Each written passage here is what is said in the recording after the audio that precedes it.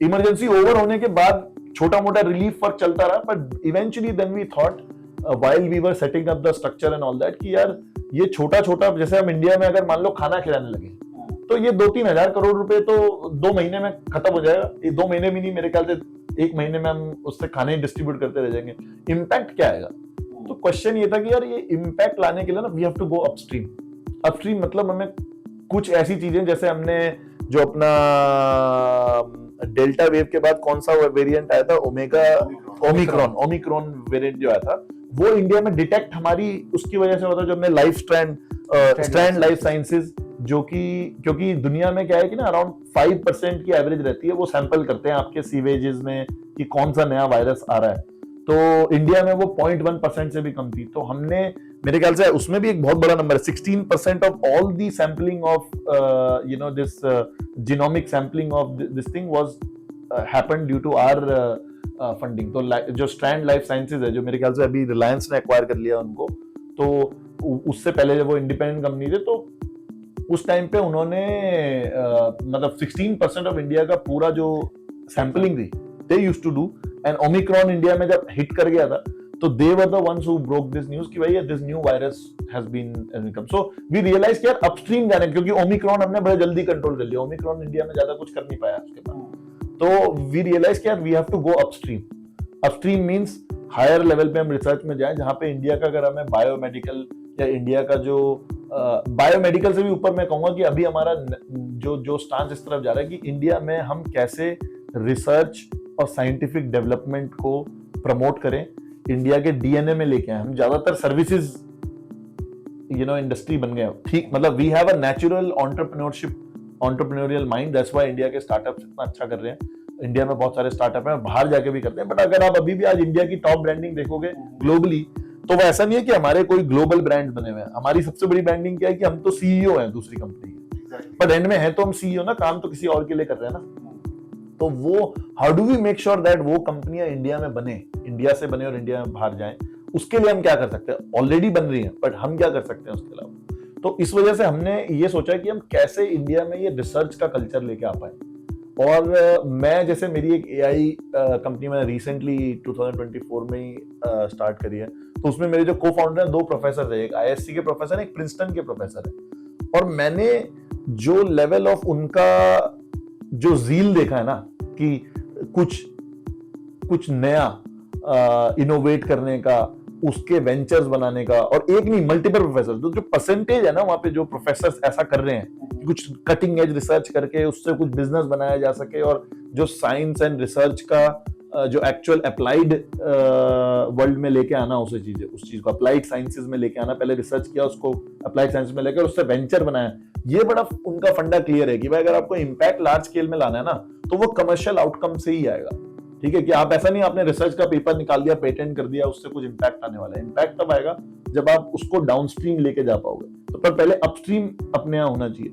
तो हमारा अभी जो माइंडसेट है वो ये है कि हम इंडिया में, मतलब ये थॉट प्रोसेस है, उसके लिए काफी सारे एंगल्स हम डिस्कस कर रहे हैं कि क्या क्या कर सकते हैं हम इंडिया में उससे। तो हम उसको इस डायरेक्शन में जाते हैं, not only biomedical research but generally कि हम क्या प्रोफेसर्स को, क्या ऐसा एनवायरनमेंट क्रिएट कर सकते हैं कि ज्यादा से ज्यादा लोग इंडिया में पीएचडी करें। जो हमने आइडेंटिफाई किया, तो एक प्रॉब्लम जो हमने आइडेंटिफाई करी कि जो रिसर्च इंस्टीट्यूट्स हैं वो साइलो में काम करते हैं, जहाँ एक जगह रिसर्च हो रही है, दूसरे से कम्युनिकेशन नहीं होता है।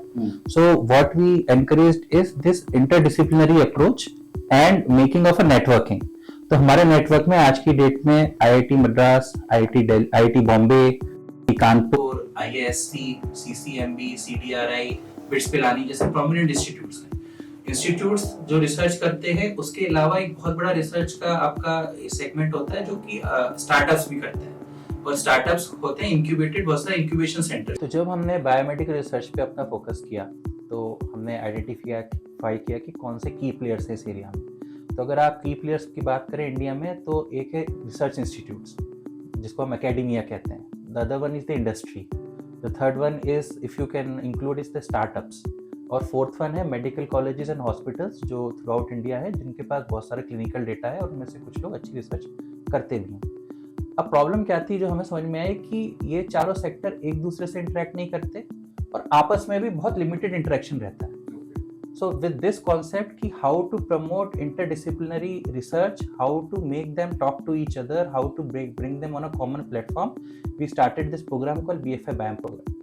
आज की डेट में इस BFI BIOM प्रोग्राम के साथ टॉप रिसर्च इंस्टीट्यूट जुड़े हुए हैं, जिसमें से IIT Bombay, IIT Kanpur, IIT Madras and IASC, bits Pilani, CCMB, CDRI Lucknow जैसे देश के सब नामी गिरामी संस्थान हमारे साथ जुड़े हुए हैं।